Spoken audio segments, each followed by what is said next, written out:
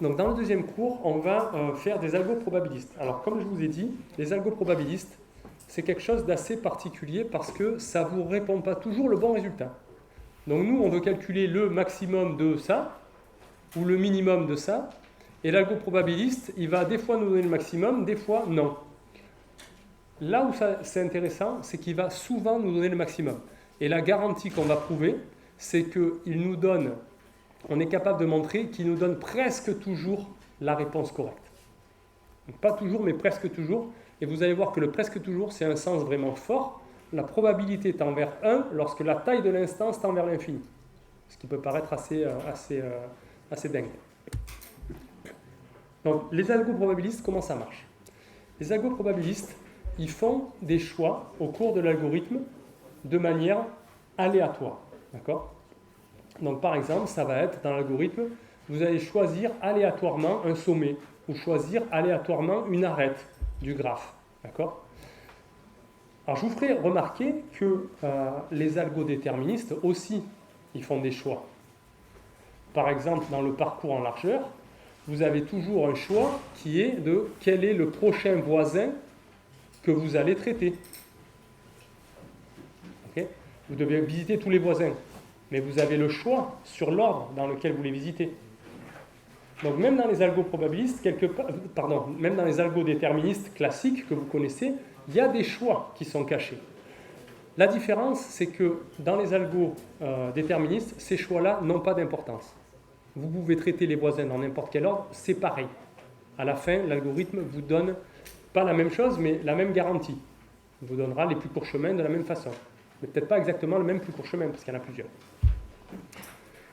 Ici, la différence, c'est qu'on fait des choix de manière aléatoire. Alors, ce qu'il ne faut pas confondre, c'est qu'il ne faut pas penser que aléatoire, ça veut dire choisi de manière quelconque. Aléatoire, c'est beaucoup plus fort que choisir de manière quelconque. Quelque part, c'est dans les algos déterministes qu'on choisit de manière quelconque. On peut traiter les voisins dans n'importe quel ordre, ça n'a pas d'importance. L'algo probabiliste, lui, il le fait de manière aléatoire, ça veut dire que vous devez garantir que vous faites tous les choix avec probabilité uniforme. Même probabilité, par exemple, si vous devez choisir un sommet, même probabilité de choisir n'importe quel sommet. Si vous devez choisir une arête, même probabilité de choisir n'importe quelle arête. Et ça, c'est très différent. Faire un choix aléatoirement uniformément, ça n'a rien à voir avec faire un choix quelconque. Vous devez garantir l'équité dans les choix que vous faites. Alors là, c'est un petit peu caricatural ce que je dis, parce que c'est souvent le cas qu'on choisit aléatoirement uniformément, mais ce n'est pas toujours le cas. Des fois, on doit choisir aléatoirement avec une distribution de probabilité qui est biaisée. Par exemple, on doit choisir un sommet avec une probabilité proportionnelle à son degré. C'est-à-dire qu'on veut plus de chances de choisir un sommet de degré fort et moins de chances de choisir un sommet de degré faible.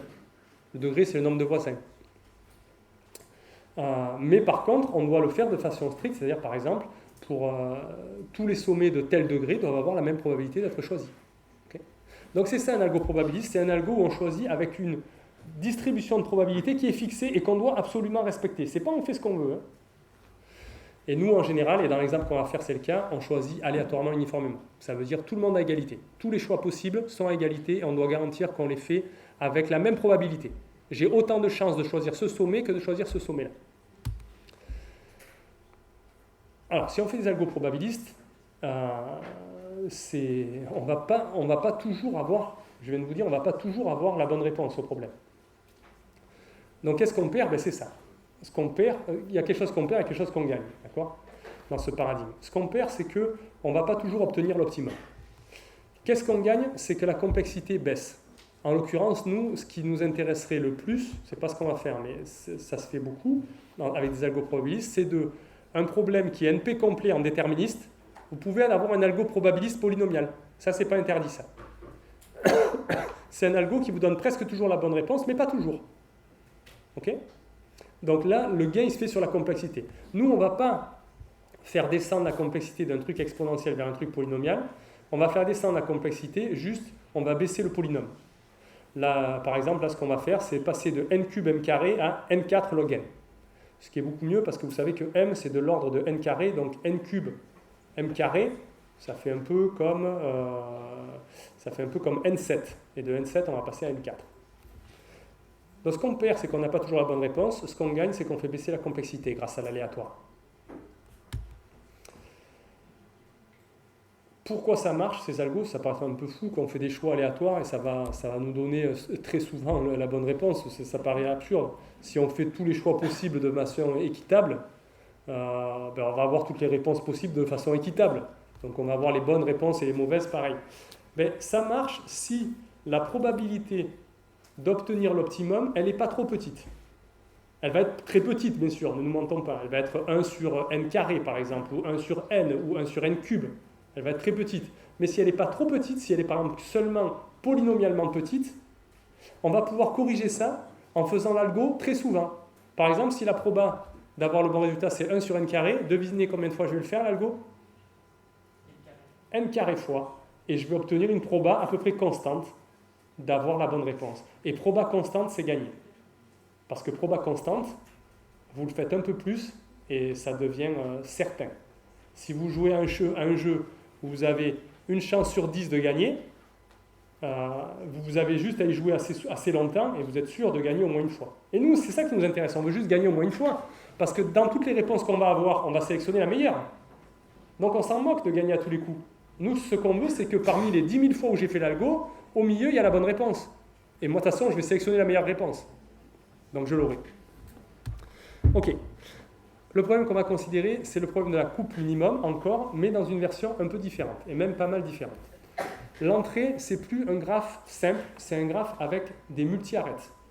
D'accord? On appelle ça un multigraphe. Il est plus orienté, il est non orienté. Ce n'est pas des arcs avec des directions, c'est des arêtes. Et les arêtes sont multiples. Il peut y avoir plusieurs arêtes entre un couple de sommets. Ce que je demande, il n'y a plus de source et il n'y a plus de puits. Ce que je demande, c'est une coupe. Une coupe, pour moi, c'est encore une bipartition, mais il n'y a plus d'histoire de S et T. C'est une bipartition, ça veut dire que les deux parties sont non vides. U est non vide, et U' est non vide. C'est tout ce que je demande. Je veux une bipartition de l'ensemble des sommets, et je veux le nombre minimum d'arêtes qui traversent. Il n'y a plus de poids, il n'y a plus de capacité sur les arêtes. Je compte juste le nombre d'arêtes. Il y a des arêtes multiples. Deux sommets peuvent avoir plein d'arêtes entre eux. Moi, je compte, quand j'ai fait ma coupe, par exemple, si j'ai coupé comme ça, je compte le nombre d'arêtes qui traversent. Et je veux ce truc-là le plus petit possible. C'est ça mon nouveau problème que j'appelle la coupe minimum. Exemple. Voilà un exemple d'un graphe qu'on peut me donner en entrée. Il y a des multi-arêtes, elles ne sont pas orientées. Il n'y a pas de S et de T. Je peux couper comme je veux. Donc je regarde cette coupe. Qu'est-ce que c'est la valeur de la capacité de cette coupe? 4. Il y a 4 arêtes qui la traversent. Celle-là, 2. Celle-là, 4. Voilà, celle-là, 5. Ok, et je prends la plus petite. C'est ça que je veux résoudre comme problème. Donc la différence la plus importante pour moi, c'est qu'il n'y a plus de puits, il n'y a plus de source. Donc je peux couper comme je veux le réseau. Il n'y a pas d'histoire de S doit être un côté et T de l'autre. Il n'y a pas deux sommets que je dois séparer, je peux séparer comme je veux. L'essentiel, c'est qu'il y ait quelqu'un dans la partie gauche et quelqu'un dans la partie droite. Je ne peux pas avoir une partie qui est vide. Le graphe il est non orienté, mais ça c'est un détail, puisqu'on a dit que les graphes non orientés, on savait aussi les traiter dans le problème d'avant. Il suffisait de mettre deux arcs symétriques. Donc qu'ils soient non orientés, c'est un détail. Et les arêtes multiples, c'est encore plus un détail, parce qu'une arête multiple, si on voulait, on pourrait très bien la modéliser comment? Avec des capacités. Ça revient pareil que de dire une arête avec capacité 3. Donc en fait, tout ça, là, ce n'est pas des vrais changements du problème. C'est plutôt des simplifications. En fait, et en plus, du coup, ça veut dire que les capacités seraient entières dans ce cas-là. Puisque là, j'ai un nombre entier d'arêtes entre deux sommets. Je ne peux pas avoir des nombres fractionnaires. Donc la vraie différence, c'est ça. C'est qu'il n'y a plus de source. Je coupe comme je veux. Juste non vide à gauche, non vide à droite. Voilà. Donc là, typiquement, j'insiste bien là-dessus, mais il n'y a plus de S et il n'y a plus de T. Donc je ne suis pas obligé de couper comme ça. Je peux couper comme ça. Je peux couper comme ça. Je peux couper vraiment comme j'ai envie de couper. Okay. Je m'en moque de savoir s'il y a certains sommets qui sont du même côté ou pas. Je veux juste qu'il y ait un sommet à gauche, un sommet à droite. Donc il n'y a plus de S et il n'y a plus de T. Ça change tout. Ça change pas tout, mais ça change beaucoup de choses.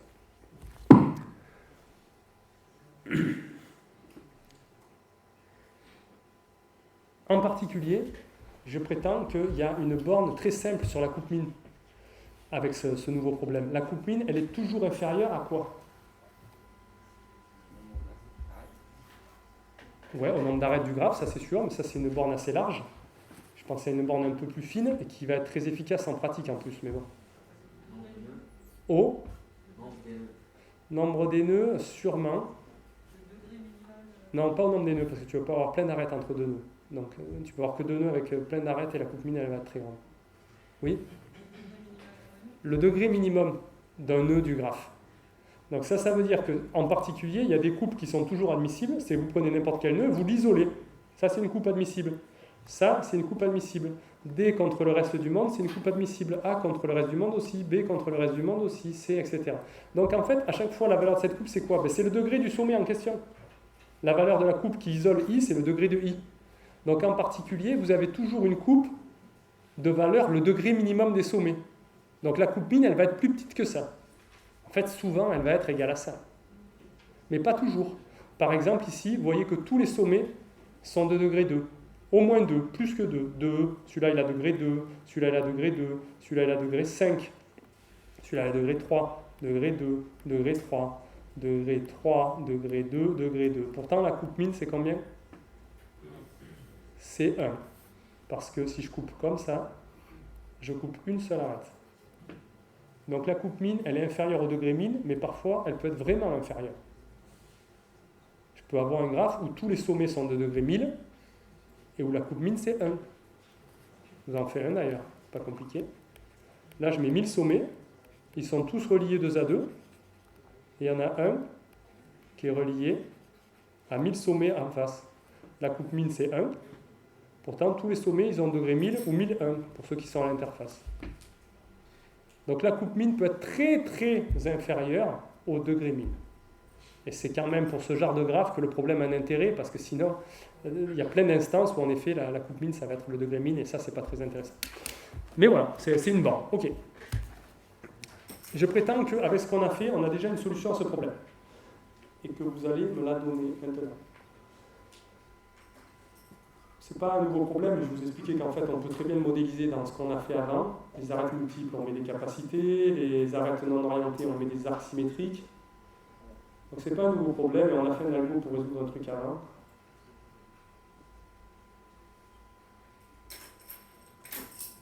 Qu'est-ce que je peux faire avec l'algo d'avant pour résoudre ce problème? J'ai un algo pour le flow max. On a dit le flow max c'est la coupe mine aussi, pour les ST coupes. Comment je résous le problème avec ce qu'on a fait?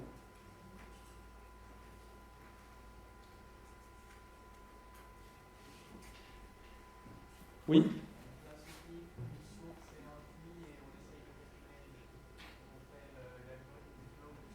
Oui?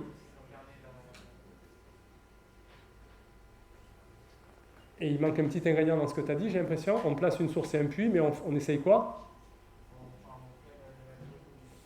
Ouais, on fait l'algorithme du flow, mais surtout on va le faire pour toutes les possibilités de placer la source et le puits. Parce que c'est vrai qu'il n'y a plus de source et de puits, mais on a dit qu'il doit y avoir au moins un sommet à gauche, un sommet à droite. Donc je vais essayer toutes les possibilités. Je vais prendre tous les couples possibles entre S et T. D'accord? Donc je prends tous les couples possibles de sommets, et pour chacun, je fais l'algo de Flomax. L'algo de Flomax, il me donne la coupe mine. Et je sélectionne la coupe minimum que j'ai trouvée parmi tous les couples de sommets que j'ai considérés. Il y a combien de couples de sommets?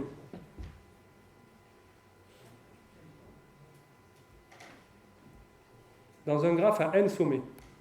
S'il y a n sommets, j'ai combien de couples de sommets?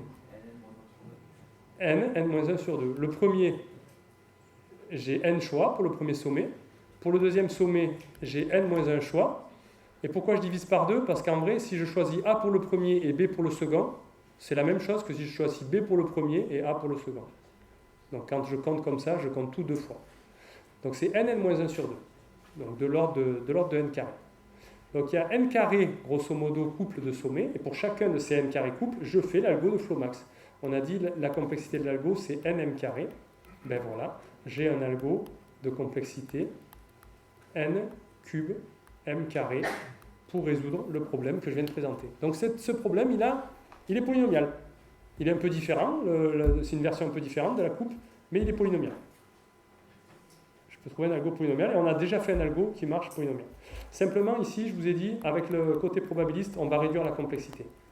On va faire du n4 log n en proba.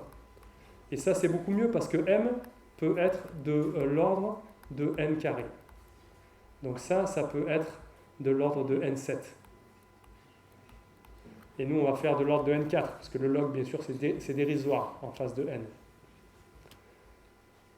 Donc voilà, amélioration de la complexité par introduction de la probabilité. Et surtout, en fait, vous allez voir que le vrai gain, il n'est pas uniquement sur la complexité. Bien sûr, c'est important, la complexité, mais il est surtout sur la simplicité. L'algo, il va plus vite et il est beaucoup plus simple à implémenter. Parce que si vous voulez implémenter l'algo que je vous ai dit avec le résiduel, vous pouvez vous accrocher. Déjà, il faut faire la fonction qui calcule le résiduel à chaque fois, etc. C'est un peu lourd. Là, vous allez voir la simplicité de cet algorithme probabiliste, c'est étonnant. Donc, algo probabiliste, beaucoup plus puissant, plus simple, plus fort. Mais, on doit toujours perdre d'un côté, ne donne pas toujours la bonne réponse. En pratique, souvent, c'est pas très grave. Parce qu'il est tellement simple qu'on va le faire 1 million de fois et on prendra la meilleure réponse. Et en pratique, c'est toujours la bonne réponse. La probabilité que ce ne soit pas la bonne réponse, c'est 1 sur 1 million. Et en plus, on peut le répéter autant de fois qu'on veut. Si je veux que la probabilité, ça soit 1 sur 1 milliard, je peux faire que ce soit 1 sur 1 milliard.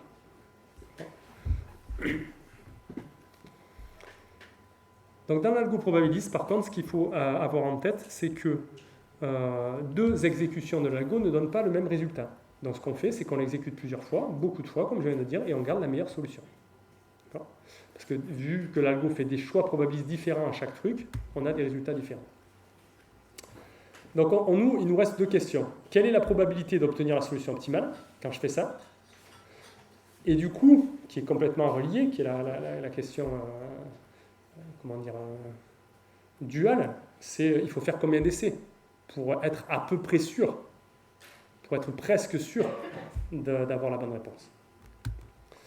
Nous, ce qu'on veut, je vous le dis, c'est très fort, on veut que la proba d'avoir la bonne réponse tende vers 1 lorsque la taille de l'entrée tend vers l'infini. J'ai mis wow parce que déjà, ça paraît très très fort comme exigence. C'est pas qu'on veut que la proba elle soit au-dessus de 0,9, c'est qu'on veut qu'elle soit aussi proche que possible, aussi proche qu'on veut de 1. Et en plus, donc ça déjà c'est balèze, et en plus, ce qui est étonnant pour moi, c'est qu'on veut qu'elle tende vers 1, qu'elle s'approche de 1 lorsque l'entrée devient de plus en plus grosse. Ce qui pour moi est absurde. Parce que entrée plus grosse, problème plus compliqué. Donc, garantie moins bonne. Mais non, là, ça ne marche pas comme ça. Entrée plus grosse, garantie meilleure. C'est une petite arnaque. En fait, ça n'a pas d'importance. Vous allez voir que c'est décorrélé de la taille de l'entrée en réalité. On fait semblant de corréler à la taille de l'entrée, mais en fait, c'est décorrélé de la taille de l'entrée. Ça dépend juste du nombre de fois qu'on répète l'algorithme, et nous, on va le répéter autant de fois que la taille de l'entrée. Mais en réalité, ce qui fait que la garantie est meilleure, c'est qu'on répète plus l'algorithme. Ce n'est pas que l'entrée devient plus grosse. Parce que l'entrée devient plus grosse, ça ne nous aide pas. C'est plutôt plus difficile. Et comme je vous ai dit, en fait, si on arrive à avoir une proba qui est constante, c'est gagné. Parce qu'après, vous me donnez une proba constante, même infime, de trouver la bonne réponse. 1 sur 1 million, je le répète log n fois. Ben, ça devient aussi proche que je veux de 1, lorsque n tend vers l'infini. Parce que je vais le répéter de plus en plus de fois. Ok. Le problème, je vais le considérer que pour les graphes connexes, parce que pour les graphes non connexes, il est trivial.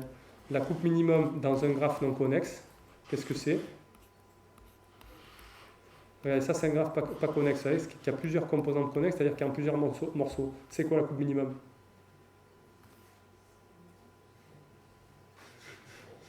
C'est 0, d'accord? Je coupe comme ça par exemple, ça c'est 0.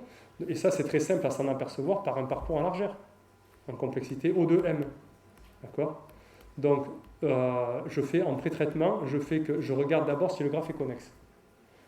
En O de M, je peux savoir s'il est connexe. S'il n'est pas connexe, en O de M, j'ai trouvé une coupe et je retourne 0. Et s'il est connexe, je fais l'algo. Donc, à partir de maintenant, je ne m'embête plus avec les graphes pas connexes. Les graphes que je considère, ils sont connexes. Ils sont en un seul morceau. Okay? Comme ça. Je peux aller de n'importe quel sommet à n'importe quel sommet par une suite d'arêtes. C'est ça connexe. Donc, pour appuyer sur le truc, à partir de maintenant, graphe connexe.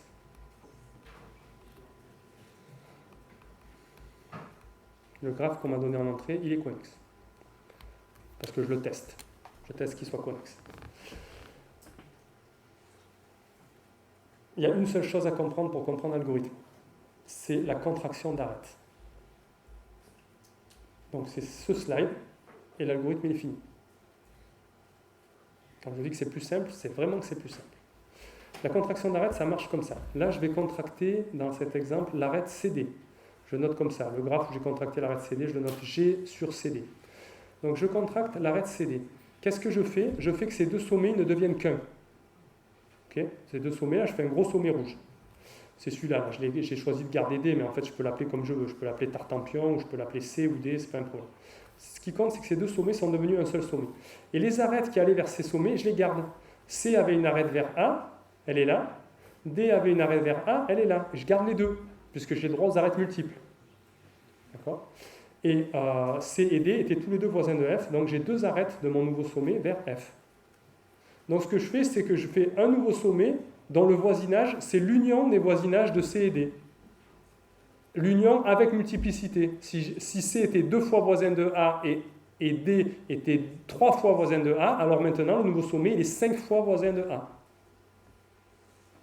Okay, je fais l'union des voisinages par... Donc je les contracte. C'est vraiment, là, vous voyez ce truc-là, vous en faites un gros pâté. Et voilà, c'est le même dessin. Okay, là, il y a deux arêtes entre ce gros pâté et A, et il y a deux arêtes entre ce gros pâté et F. Elles sont là. C'est juste que le gros pâté, j'en ai fait un plus petit pâté à côté pour que tous les sommets aient la même taille. C'est ça l'opération de contraction d'arête. Contraction d'arête. Là, je contracte pas en fait deux sommets, je contracte l'arête, celle-là, mettons. L'arête entre C et D. Celle-là, il y en a plusieurs, je décide que je contracte celle-là. On n'a pas le droit de contracter des couples de sommets, par exemple A et E, je ne peux pas les contracter parce qu'ils ne sont pas reliés par une arête. Je contracte que des arêtes. Je prends une arête entre deux sommets et je fais ça. J'identifie les deux sommets. Je les rassemble en un seul. Ça, c'est l'opération de contraction d'arête. L'algorithme probabiliste. Tenez-vous bien, je choisis aléatoirement, uniformément, okay, uniformément, aléatoirement. Ce qui est important, ce sur quoi j'ai insisté en introduction, c'est que c'est uniforme. Je choisis aléatoirement une arête dans le graphe, je la contracte. C'est tout. Je répète ça jusqu'à ce que je n'ai à la fin que deux sommets dans le graphe. Oui, parce qu'à chaque fois que je contracte deux sommets, j'ai un sommet de moins. Donc je vais faire ça. Même je peux vous dire combien de fois on le fait toujours n-2 fois, cette boucle. C'est tout, c'est ça l'algorithme. Je prends une arête aléatoirement dans le graphe, je la contracte. Et je le fais jusqu'à ce que j'ai plus que deux sommets. Pas besoin de faire des théorèmes compliqués comme on a fait avant. Ce qui est magique et incroyable, c'est que ça suffit, ça marche, ça résout le problème. Ça le résout plus vite, avec une probabilité presque certaine.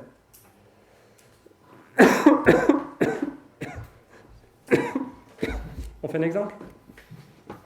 Dites-moi quelle arête je contracte.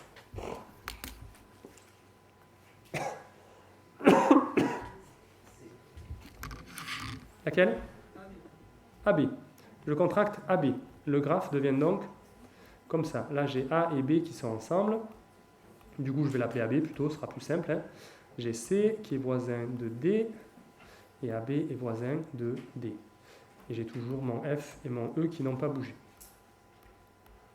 Ok, je rechoisis une arête au hasard que je contracte. Laquelle je contracte?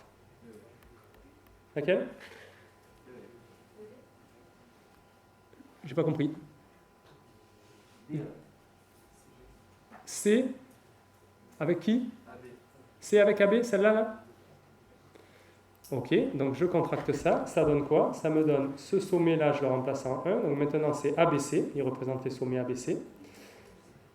Et ici j'ai D et j'ai deux arêtes. Vous voyez que j'ai deux arêtes ici. Là. Deux arêtes entre ça et D qui est toujours relié à F et à E. Qu'est-ce que je contracte? DF? EF? Ok, EF, je contracte ça. Ça va me donner quoi? Ça va me donner A, B, C qui sont ensemble. D tout seul au milieu avec deux arêtes qui le relient et deux arêtes qui le relient à EF. J'ai toujours trois sommets. Il me faut encore faire une contraction. Laquelle je fais? ABCD? Comme ça. Et donc je me retrouve avec le graphe sur lequel va s'arrêter l'algorithme, ABCD, qui est contre EF. Et il y a deux arêtes qui traversent. Voilà, c'est la fin de l'algorithme. Où elle est la coupe? Mais la coupe, c'est les deux sommets que j'obtiens. La coupe, c'est les sommets qui ont été contractés sur le premier sommet et les sommets qui ont été contractés sur le deuxième. Donc la coupe dans le graphe originel, si je la mets, c'est ABCD séparé de E et F. Et vous voyez qu'ici, il y a deux arêtes qui traversent dans mon graphe contracté et il y en a deux dans le graphe originel. Et c'est toujours comme ça, parce que je conserve les arêtes que je n'ai pas contractées, elles sont conservées. D'accord? Donc là, j'ai obtenu une coupe de taille 2. Alors, je ne sais pas si elle est minimale. D'accord? On l'a fait un peu au hasard. Et là, l'algorithme, ce qu'il doit faire, c'est la faire vraiment au hasard. À chaque étape, choisir l'arête, il doit tirer uniformément, aléatoirement, parmi toutes les arêtes qu'il y a dans le graphe contracté. Ok? C'est ça l'algorithme. À la fin, vous obtenez un truc, et voilà. Donc, la seule chose qu'il y a à prouver pour montrer que cet algo il est intéressant, parce que pour l'instant, il n'est pas intéressant, il donne une coupe au hasard, c'est de montrer avec quelle probabilité il va tomber sur une coupe mine. Quelle est la proba de tomber sur une coupe mine? Il faut montrer qu'elle n'est pas ridicule. Si par exemple la proba de tomber sur une coupe mine c'est 1 sur exponentielle de exponentielle de exponentielle de n, ça ne m'intéresse pas trop parce que ça veut dire que pour avoir une bonne probabilité, il va falloir que je fasse l'algo exponentielle de exponentielle de exponentielle de n fois. Par contre, si la proba de tomber sur le truc, je dis au hasard, c'est 1 sur n carré, là ça m'intéresse parce que je vais juste faire n carré fois l'algo et je vais avoir la bonne réponse. Ok? Alors calculons cette probabilité. Première chose qu'il faut avoir compris, c'est que l'algo il fait toujours n-2 contractions. Il part avec n sommets. À chaque fois qu'il fait une contraction d'arête, il y a un seul sommet en moins. Donc il le fait n-2 fois pour s'arrêter avec deux sommets. Toujours n-2 contractions et il finit du coup avec un graphe à deux sommets. Je vais noter K, la taille d'une coupe minimum dans le graphe original. D'accord? Dans le graphe original, la coupe minimum, je considère qu'elle est de taille K pour mes calculs. Je fixe maintenant une coupe minimum, C. J'en fixe une. Et je vais vous montrer que pour celle-là, déjà la probabilité n'est pas négligeable. Après, je vais vous montrer qu'elle est au moins 1 sur n carré. Pour une coupe minimum donnée, pas pour l'ensemble des coupes minimum, je m'en moque. Ne serait-ce qu'une coupe minimum, vous avez déjà une bonne probabilité de tomber dessus, celle-là. J'ai besoin d'en considérer qu'une, c'est ça que je veux dire, pas toutes. Et je vais calculer la proba que l'algo tombe sur cette coupe minimum C que j'ai choisie, qui est donc de capacité K, taille K.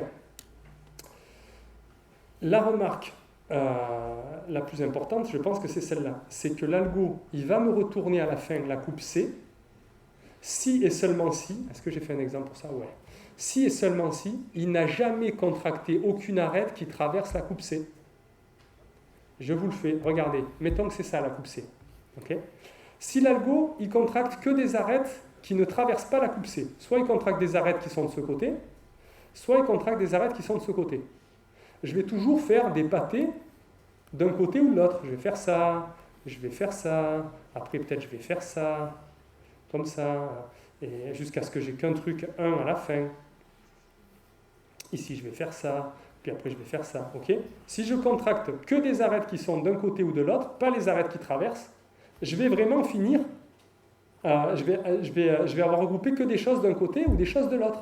Et je vais vraiment finir avec deux sommets qui représentent chacun une partie de chaque côté de la coupe C.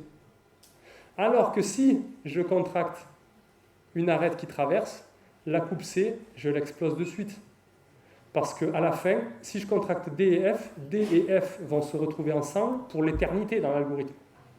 Parce qu'après, ils peuvent être encore contractés avec d'autres choses, donc il va y avoir d'autres sommets qui vont venir avec eux, mais D et F ne vont plus jamais être séparés dans l'algorithme. Une fois qu'ils ont été réunis, ils restent réunis pour toujours. Et du coup, à la fin, la coupe sur laquelle je vais tomber, c'est sûr que c'est passé, parce que D et F seront ensemble du même côté. Et dans C, D et F, ils ne sont pas ensemble. Donc si je ne contracte que des choses qui ne traversent pas la coupe, je tombe forcément sur la coupe à la fin, avec mes deux derniers sommets. Et si je contracte ne serait-ce qu'une fois un truc qui traverse la coupe, c'est sûr que je ne tombe pas sur la coupe. Donc au final, je tombe sur la coupe C, si et seulement si, c'est une équivalence, si et seulement si, je contracte jamais quelque chose qui traverse la coupe C. Okay. Une fois que vous avez compris ça, on peut faire l'analyse de complexité de l'algo, de probabilité. Donc, à la première contraction, la probabilité, donc moi ce qui m'intéresse c'est la probabilité de choisir une arête qui traverse pas C. C'est ça mon résultat positif. Le cas positif c'est quand je choisis une arête qui ne traverse pas la coupe. La probabilité c'est quoi?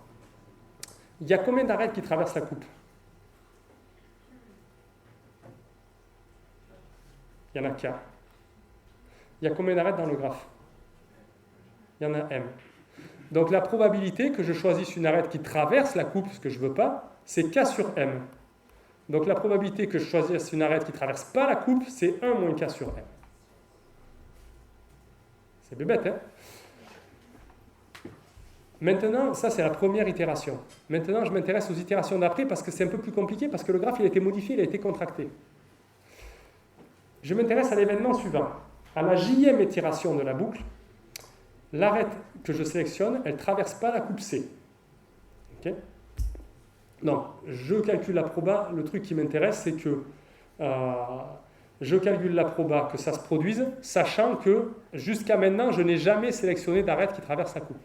D'accord. Donc, tous les événements EI pour I qui va de 1 à J-1 ont été satisfaits. Je n'ai jamais sélectionné une arête qui traverse la coupe.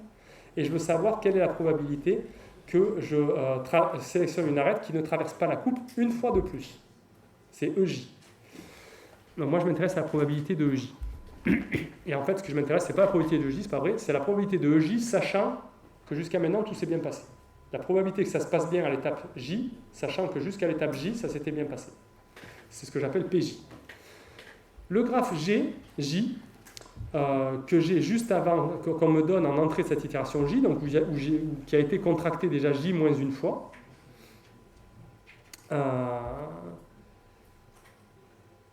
et qui a été contracté en sachant qu'on n'a jamais contracté rien qui traversait la coupe. Ok, c'est le graphe GJ. GJ, comme il y a eu J moins une contraction, il a exactement N moins J moins 1 sommet. N moins J plus 1 sommet. La coupe minimum de GJ, je prétends, c'est un peu la clé de la démonstration, c'est qu'elle a encore taille K. K, c'était la coupe minimum dans le graphe de départ. Je prétends qu'après un certain nombre de contractions, la coupe minimum, c'est toujours K. Pourquoi? Déjà, il y a une coupe de taille K, parce que je n'ai jamais rien contracté qui traversait C. Donc la coupe C, dans mon truc, donc j'ai contracté des trucs d'un côté et de l'autre, d'accord? J'ai fait des trucs comme ça. Mais j'ai jamais rien contracté qui traversait la coupe C. Donc la coupe C, elle existe encore dans le graphe contracté. Elle existe encore et le nombre d'arêtes qui la traverse, il n'a pas bougé. C'est toujours K. Donc il y a bien une coupe de taille K. La question c'est, est-ce qu'il peut y en avoir une de taille plus petite? Et non, il ne peut pas. Il ne peut pas parce que si vous aviez une autre coupe, je prends une autre coupe, comme ça, dans le graphe contracté. D'accord? Ça, c'est une coupe du graphe contracté. Le nombre d'arêtes qui traversent cette coupe du graphe contracté, elle existe aussi dans le graphe original. Ok, regardez, c'est une coupe du graphe original. Parce que je prends les sommets qui ont été contractés et je les remets les sommets qui représentent, et voilà, ça me définit une coupe du graphe original. Et dans le graphe original, il n'y en a pas des coupes qui sont inférieures à K. K, c'est le minimum. Donc dans le graphe contracté non plus, il n'y en a pas des coupes qui sont inférieures à K. Donc dans le graphe contracté, la coupe minimum, elle a encore taille K. Il y en a une qui est de taille K, c'est C, que je n'ai pas touché, et il ne peut pas y en avoir une de taille plus petite, parce que dans le graphe contracté, il n'y a que des coupes de taille plus grande. Parce que toutes les coupes du graphe contracté, elles existent dans le graphe de départ. Est-ce que vous êtes OK avec ça? Very good. Donc maintenant, je sais deux choses. Je sais combien il y a de sommets dans GJ, et je sais quelle est la valeur de la coupe minimum dans GJ. Donc c'est bon, je peux calculer ma proba. Alors, le fait que... Ah oui, Pardon, oui, non, j'ai encore besoin de savoir il y a combien d'arêtes dans GJ. C'est ça que je veux savoir. Mais comme la coupe minimum est de taille K, ça veut dire que le degré minimum dans GJ, on a dit, il est forcément au moins aussi grand que la coupe min. Parce que vous avez toujours la coupe min qui isole un sommet. Donc le degré minimum dans G, tous les sommets, si la coupe minimum c'est K, tous les sommets ont degré au moins K. Ça c'est clair? Du coup, ça veut dire si tous les sommets ont degré au moins K, moi, des arêtes dans le graphe, vu qu'il y a n-j plus un sommet, j'en ai au moins K fois n-j plus 1. Tous les sommets ont degré au moins K. D'accord? Supérieur ou égal à K, supérieur ou égal à K, supérieur ou égal à K. Ils ont tous degré au moins K. Il y en a n-j plus 1. Donc des arêtes, s'ils ont tous degré au moins K, il y en a au moins K fois n-j plus 1. Sauf que quand je fais ça, je compte deux fois les arêtes. Parce que j'ai compté, par exemple, cette arête-là qui relie lui à lui, je l'ai compté une fois ici, et je l'ai compté une fois ici. Donc c'est pour ça que je divise par deux. Okay? Donc, si tous les sommets ont degré au moins K, le nombre d'arêtes, il est supérieur à ça. Vu qu'il y a n-j plus 1 sommet. Ok, on progresse. Du coup, moi ce qui m'intéresse, c'est la probabilité PJ de choisir quelqu'un qui ne traverse pas la coupe.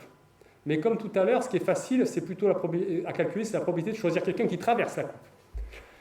Dans la coupe minimum, il y en a K, et des arêtes, je viens de dire qu'il y en avait ça. Donc la probabilité de... Il y en a au moins ça. Donc la probabilité de choisir une arête qui traverse, c'est inférieur à... Pardon, je ne vais pas dire comme ça. La probabilité de choisir quelqu'un qui traverse, c'est pas inférieur, c'est égal à K sur le nombre d'arêtes dans le graphe J. Mais je viens aussi de vous dire que MJ était supérieur à ce truc-là. Donc si MJ est supérieur à ce truc-là, ça, c'est inférieur à K sur ce truc-là. Et ce truc-là, c'est ça. D'accord? Et ça, le K, il dégage. Et je me retrouve avec 2 sur n moins j plus 1, comme c'est écrit là. Donc ce n'est pas un calcul magique, c'est vraiment un calcul élémentaire. Ça, c'est la probabilité de choisir une arête qui traverse. Et moi, ce qui m'intéresse, c'est de choisir une arête qui ne traverse pas. Donc je vais avoir, ma probabilité, c'est 1 moins PJ. Et du coup, ça va être, moi la probabilité qui m'intéresse, elle va être supérieure à 1 moins. La probabilité de succès, on va dire, elle va être supérieure à ça, parce que je viens de calculer que la probabilité d'échec, elle était inférieure à ce machin-là. Donc la probabilité de succès est supérieure à 1 moins ce machin-là. Et 1 moins ce machin-là, quand vous le mettez sur le même dénominateur, vous retombez sur cette expression. Ok, n moins j plus 1, moins 2. Ça fait n moins j moins 1. Ok. Dernière petite chose. Dernière petite chose, c'est que nous, ce qu'on veut calculer, du coup, c'est la probabilité que lors de toutes les contractions, ça se soit bien passé. C'est la conjonction de tous les événements qu'on a appelés EJ. EJ, c'est ça se passe bien à l'étape J. Je choisis quelqu'un qui ne traverse pas la coupe. Donc moi, je veux la probabilité que tout se soit bien passé. Okay? Et il se trouve qu'il y a un truc en probabilité, c'est probabilité conditionnelle. Si vous voulez la probabilité qu'il y ait A et B qui se produisent, c'est pareil que la probabilité que B se produise fois la probabilité que A se produise, sachant que B s'est produit.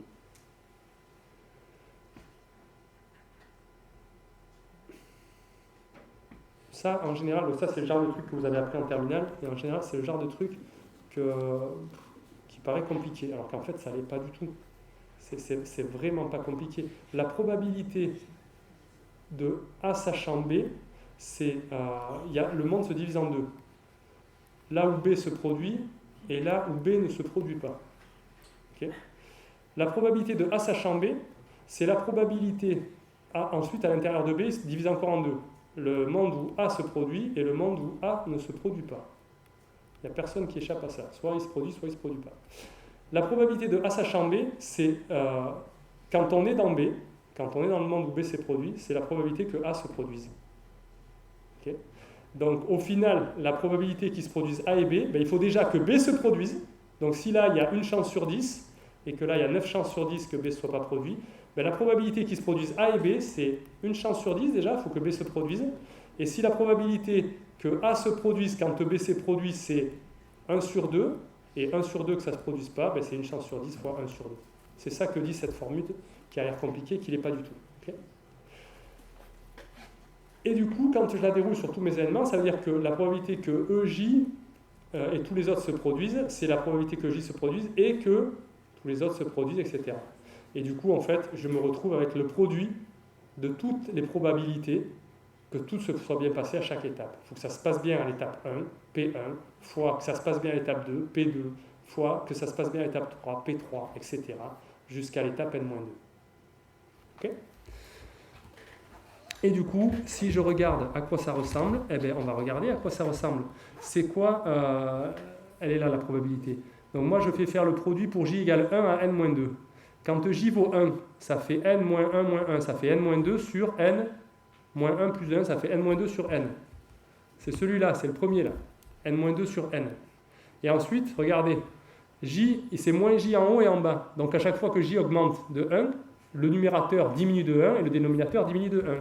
Donc N-2 sur N devient N-3 sur N-1, puis après N-4 sur N-2, je diminue de 1 à chaque fois. Jusqu'à ce que je tombe sur le dernier. Le dernier, c'est quoi? C'est quand J vaut N-2. Vous voyez ici, là. Quand J vaut N-2. Et quand J vaut N-2, dans ma formule, ça fait N moins N-2, ça fait 2, moins 1, ça fait 1. Et N moins N-2, ça fait 2, plus 1, ça fait 3. Donc le dernier, c'est 1 sur 3. Il est là, c'est lui, c'est 1 sur 3. Regardez le miracle de la nature, c'est que ça s'annule. Parce que le N-2 qui est là, il va se retrouver 2 crans plus loin en bas. Ça s'annule. Le N-1 qui est là, pardon, j'aurais pas dû faire comme ça. N-1, il part pas justement. Le N-3 qui est là va s'annuler avec le N-3 qui sera là. Le N-4 qui est là va s'annuler avec le N-4 qui sera là, etc. Donc, tout va s'annuler avec 2 trucs avant. Donc, les 2 seuls qui ne s'annulent pas, c'est les 2 derniers en haut et les 2 premiers en bas. Et donc, la formule, elle dit c'est 2 sur N, N-1. Donc, la probabilité d'obtenir la coupe C, elle est supérieure à 2 sur N, N-1. Et c'est ce que je voulais montrer, qu'elle n'était pas trop petite. Elle est supérieure à quelque chose de l'ordre de 1 sur N carré. Du coup, je vais faire combien d'itérations d'algorithme? Si ma probabilité est supérieure à 1 sur N carré, enfin quelque chose comme ça, je vais faire T itérations, je vais prendre T égale à... Vous me l'avez dit au début, quand vous n'étiez pas cramé, si j'ai une chance sur 1000 de gagner un jeu, vous allez jouer combien de fois pour être à peu près sûr de gagner? 1000 fois. Oui, voilà. Donc là, dans ce cas-là, tu vas jouer N carré fois. Ou plus exactement, N-1 sur 2 fois. Et là, il y a une probabilité qui n'est pas 1. Hein. Vous n'êtes pas sûr de gagner. S'il y a une chance sur 1000 de gagner, que vous jouez 1000 fois, vous pouvez quand même perdre 1000 fois. Mais en fait, il y a une probabilité constante de gagner. Et la probabilité, qu'est-ce qu'elle vaut? Ça, c'est les mathématiques qui nous l'apprennent. Donc nous, on a une probabilité d'échec de 1 moins P. P, c'est la probabilité qu'on gagne. La probabilité d'échec, si on joue T fois, c'est qu'on perd des T fois. Si je garde une fois, je suis content, j'ai gagné. Si j'ai trouvé une fois la coupe mine, c'est bon, je l'ai la coupe mine. Donc là, quand je prends T, il faut prendre T combien? Ben, si vous prenez T égale à 1 sur P, c'est ce que vous venez de me dire, en fait, c'est vrai, en mathématiques, on montre que c'est la probabilité d'échec, elle est inférieure à une constante. Voilà. Ça, je ne vous dis même pas d'où ça vient, parce qu'on est en retard, on ne va pas rentrer dans ces détails. Ça paraît une formule très compliquée, en fait, si je vous dis d'où ça vient. C'est une formule très bête. Hein. Ça dit que le log est en dessous de sa tangente au point 1. Vous savez que le log de 1, c'est 0. Et bien, à cette courbe, elle est comme ça, elle est concave, et elle est en dessous de sa tangente. Mais cette égalité qui paraît très compliquée, si vous essayez de la démontrer, vous allez vous dire, oula, mais d'où ça vient? En fait, c'est juste de dire que le log est en dessous de sa tangente, parce que quand vous prenez le log, vous obtenez 1 sur P fois le log de 1 moins P est inférieur au log de 1 sur E, c'est-à-dire à moins le log de E. Bon, bref. Ok. Ok. Donc si on fait ça, on obtient une probabilité d'échec qui est constante, c'est ça qui nous intéresse. Comment est-ce qu'on va faire pour faire tendre maintenant la probabilité d'échec vers 0, maintenant qu'on a une probabilité d'échec constante? Ben, on le répète beaucoup de fois. On le répète par exemple log n fois. Si je le répète log n fois, ma probabilité d'échec, ça va être la constante à l'exposant log n. D'accord? Et ça tend vers 0. D'accord? Ça tend vers 0, puisque la constante, elle est plus petite que 1. Donc un truc plus petit que 1 à l'exposant log n ou log n, ce que vous voulez qui tend vers l'infini, ben ça va tendre vers 0. Donc ici, si vous prenez log n, ça va tendre vers 0 comme 1 sur n. Donc si je répète ce truc-là, n carré fois, j'ai ma proba constante. Si je ne le fais pas n carré fois, mais n carré fois log n fois, j'ai ma proba qui tend vers d'échec qui tend vers 0 lorsque n tend vers l'infini. Donc c'est ça qu'on fait. On le fait n carré log n fois, l'algo, et la proba d'échec tend vers 0, donc la proba de succès tend vers 1 lorsque n tend vers l'infini. Ok ? Mais vous n'êtes pas obligé de le faire comme ça. Je ne parle pas de la complexité de suite. Si vous voulez, vous pouvez le répéter moins de fois. Si vous voulez, vous le répétez que n carré fois. Et vous avez une proba de succès qui tend pas vers 1, mais qui est constante. Je crois que ça vaut 0,6 ou quelque chose comme ça. Ce qui est pas mal déjà. Ou alors, vous pouvez le faire n carré fois un truc qui vous arrange. Par exemple, log 1000. Parce que si vous le faites log 1000, là, vu que ça se retrouve à l'exposant, la probabilité d'échec, si vous faites log 1000 fois, la probabilité d'échec, elle est 1 sur 1000. Donc si vous voulez une probabilité d'échec qui soit 1 sur 1 million, vous faites log de 1 million fois. Faites ce que vous voulez. Et si vous voulez que ça tende beaucoup plus vite vers 1, la probabilité de succès, que l'échec tende beaucoup plus vite vers 0, par exemple exponentiellement vite, ben, vous ne le faites pas n carré fois, mais n fois n carré fois. Et là, la probabilité, elle va s'écraser sur 0, la probabilité d'échec, comme une exponentielle. Donc là, vraiment, ça dépend du nombre de fois que vous le répétez. Il faut le répéter n carré fois pour avoir proba constante, et après, vous avez les mains libres. Vous le faites ce que vous voulez. N carré fois log n fois, n carré fois log n fois, n carré fois une constante, ce que vous voulez. Ok. La complexité de l'algo, j'y reviens pas dessus, on y reviendra en TP. C'est la complexité de la contraction d'arête fois le nombre de fois qu'on fait la contraction d'arête, et nous on vient de dire qu'on avait choisi de le faire n carré log n fois. Okay. La contraction d'arête, en fait, si vous regardez, c'est pas tout à fait trivial. Une contraction d'arête, ça prend environ n carré.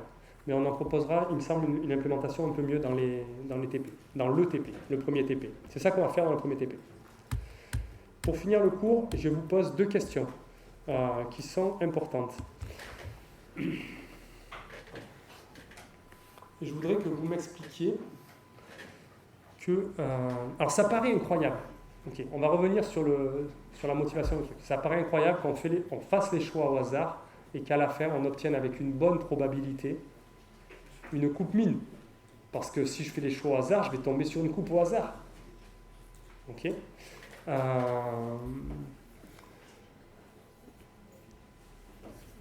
En fait, c'est lié au fait que des coupes minimum dans un graphe, il n'y en a pas trop.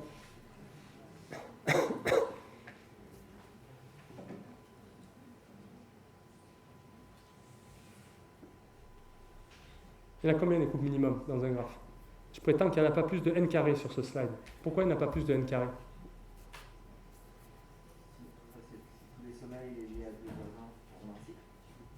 Je ne voudrais pas un exemple qui réalise la bande, je voulais expliquer pourquoi de manière générale, il ne peut pas y en avoir plus que de l'ordre de n carré, des coupes minimum dans un graphe. Alors que, vous avez vu juste en dessous, des ST coupes minimum, il peut y en avoir exponentiellement, beaucoup. Alors que des coupes minimum dans un graphe avec la nouvelle version du problème, il peut y en avoir qu'au plus n carré. Je prétends que ça découle de tout ce qu'on a fait.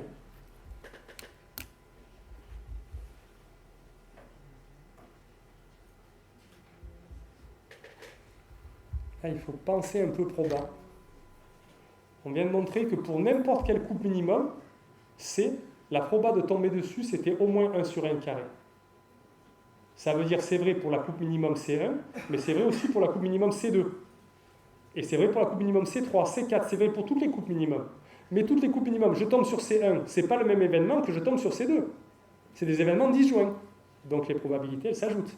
Donc si j'ai une chance sur n carré de tomber sur C1, plus une chance sur n carré de tomber sur C2, plus une chance sur n carré de tomber sur C3, des coupes comme ça, il ne peut pas y en avoir plus de n carré, parce que sinon la somme dépasserait 1, la somme des probabilités. Okay.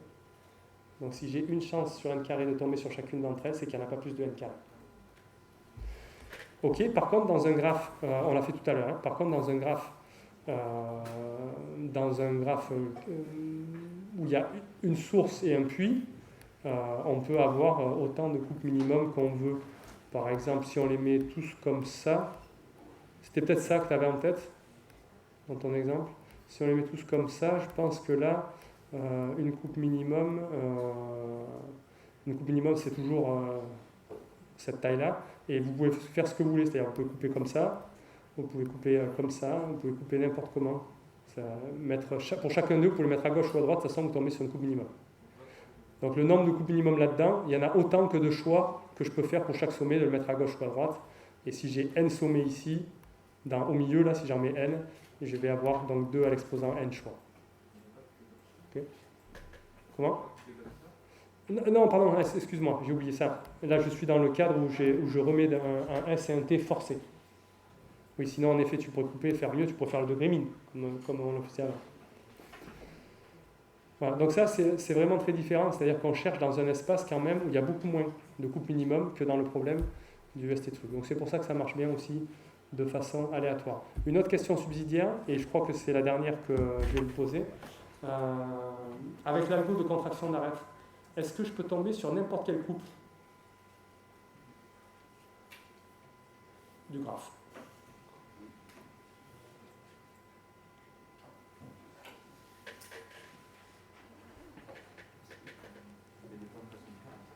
Comment?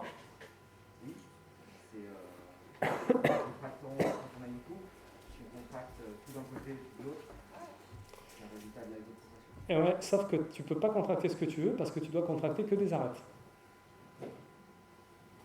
L'algo de contraction, il ne contracte que des arêtes. Rappelez-vous, c'est un truc important, il ne contacte pas les couples de sommet. La définition de contraction, elle est bien formée aussi pour les couples de sommet, mais l'algo ne fait pas ça. L'algo contracte des arêtes, des sommets qui sont reliés par une arête. D'accord ? Donc vous ne pouvez pas tomber sur n'importe quelle coupe. Vous pouvez tomber que sur des coupes où ce qui est à gauche est connexe et ce qui est à droite est connexe. D'accord ? Parce que vous ne faites que contracter des arêtes. Donc on ne cherche pas exactement dans l'immensité de toutes les coupes, on cherche dans l'espace des coupes où chaque partie est connexe, ce qui réduit déjà un petit peu le champ des possibles. Okay ? Bon. Et là-dedans, les coupes de taille minimum, on a expliqué pourquoi elles avaient une forte probabilité comparée aux autres. Donc je suis persuadé que le nombre de coupes sur lesquelles on peut tomber dans l'algo, c'est quand même exponentiel. Ça c'est sûr. Si vous prenez un graphe très très connecté, je suis sûr que c'est exponentiel quand même. Mais elles ont un très fort poids, les coupes de taille minimum. C'est pour ça qu'ils marchent. Parce que quand vous choisissez une arête à contracter, vous avez peu de chances de prendre une arête dans la coupe minimum, parce que la coupe minimum, elle n'a pas beaucoup d'arêtes.